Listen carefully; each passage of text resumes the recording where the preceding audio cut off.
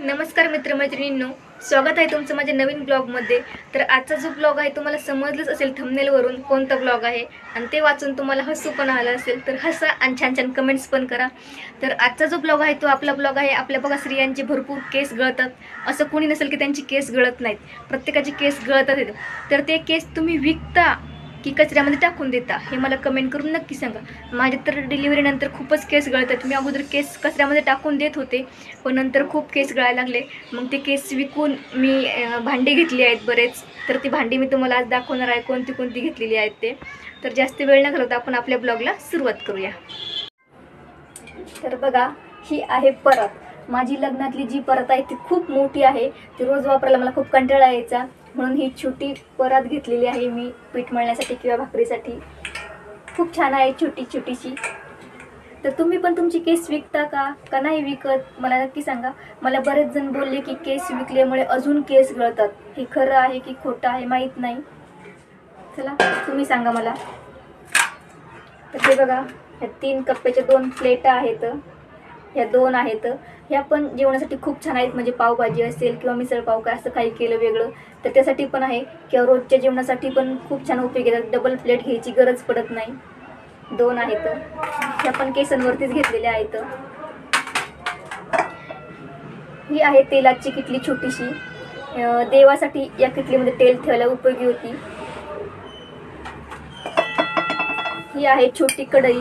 आता माझी छोटी मुलगी आहे 1.5 वर्षाची, तर तिच्यासाठी थोडासा खाऊ करायचं म्हटलं तर मग मोठ्या कढईत कुठं करणार, म्हणून ही छोटी कढई त्यासाठी खूप छान उपयोगी येते। म्हणून ही पण कढई मी केसांवरतीच घेतलेली आहे।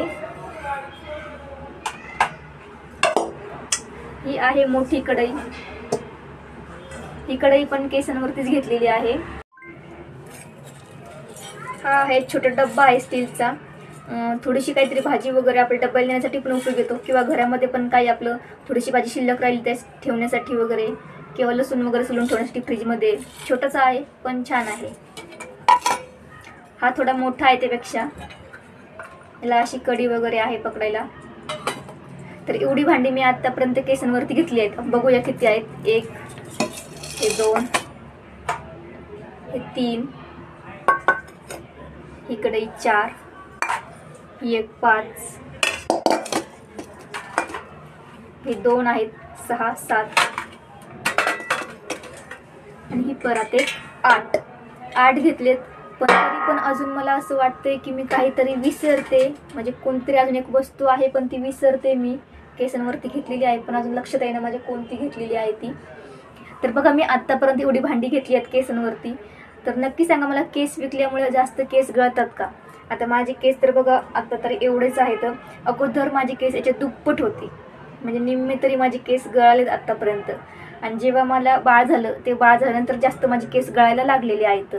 तर बरेचसे जण म्हातारी माणसं बोलतात का बाळ झाल्यानंतर जेव्हा बाळ हसायला लागतं तेव्हा केस गळतात, हे तर मला खरं बी वाटतंय खोटं बी वाटतंय, काही समजत नाही। तर कमेंट करून नक्की सांगा खरं आहे का।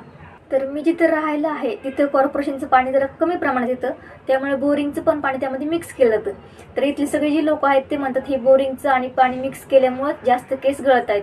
तर मला पण असंच वाटतंय की बोरिंगचं पाणी, कधी टँकरचं पण पाणी येतं, कमी पडलं तर टँकर पण मागावं लागतो, आणि कॉर्पोरेशनचं, बोरिंगचं, टँकरचं हे तिन्ही पाणी मिक्स होतंय, त्यामुळं पण केस गळत असतील असं मला वाटतंय।